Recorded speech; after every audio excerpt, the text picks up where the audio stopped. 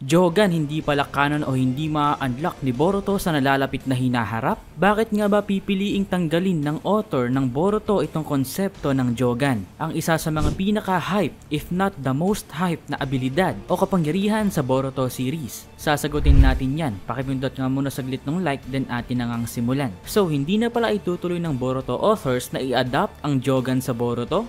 Bakit? Ito nga guys ay malaking issue at usapan sa Boruto community. Dahil kung tutuusin nga guys, sa anime lang naman talaga ay pinakita ang dojutsu ni Boruto na Jogan. Kung mababasa mo nga yung manga mula chapter 1, makikita mo na Byakugan lang yung ginagamit ni Boruto laban kay Kawaki at hindi pure eye.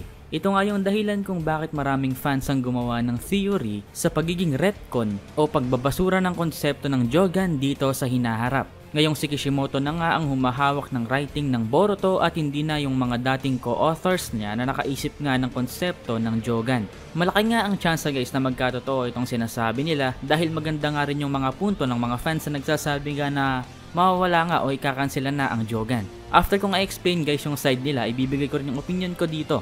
Kaya abangan nyo. So sinasabi nga nila guys na ito nga ang move na ginawa ni Kishimoto sa past 3 chapters ng Boruto 2 Blue Vortex ay malaking proof nga kung bakit hindi magiging totoo ang Jogan. Dahil binuksan nga nitong si Kishimoto yung posibilidad ng alternative timelines dito sa Boruto universe. Parang multiverse kumbaga. Kung saan may iba't ibang versions nga ng reality na nagaganap at magaganap. At dito nga sa panig ng mga nagsasabing hindi nga matutuloy ang Jogan, ay ito nga raw yung ginagawang paraan ni Kishimoto para matakasan yung responsibilidad na isulat kung ano yung magiging role ng Jogan at paano ito ma-awaken ni Boruto dito sa manga. Since nahihirapan nga raw kasi si Kishimoto na umisip ng plot at kung paano ipapasok ang Jogan sa storya. At hindi naman daw si Kishimoto yung may idea nito in the first place. At may chance nga rin na hindi naman niya talaga ginusto na magkaroon ng bagong dojutsu si Boruto bukod sa Byakugan. Kaya nga ginawa niya ang konsepto ng alternate timelines sa pamamagitan ng prescience o dito nga kay Kashin Koji na may kakayahan ngang makita ang iba't ibang mga pangyayari sa hinaharap.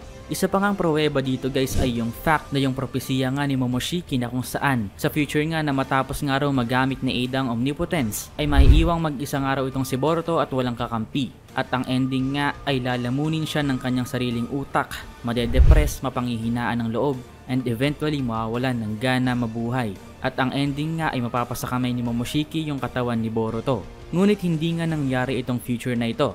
Ibig sabihin may mga iniiba nga talaga ang Naruto o Boruto author mula sa expectation nitong mga fans na isinet nga ng dating writer. So sa mga hindi nakakaalam, hindi nga si Kishimoto ang original writer ng Naruto ang naging main writer ng Boruto noon. Pinalitan lang niya yung former writer ng bandang chapter 52 na, kumbaga 40 to 50 chapters ago. So kailangan nga itong gawin ni Kishimoto upang makagawa nga siya ng sarili niyang narrative kung paano niya papatakbuhin ang storya sa paraan na gusto niya.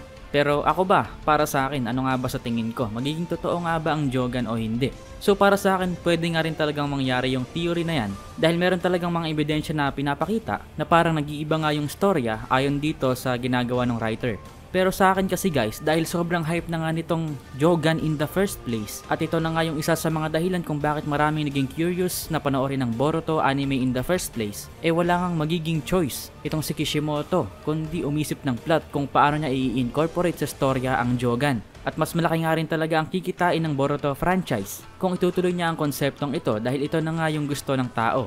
At at the end of the day, business is business, so yun ang mangyayari.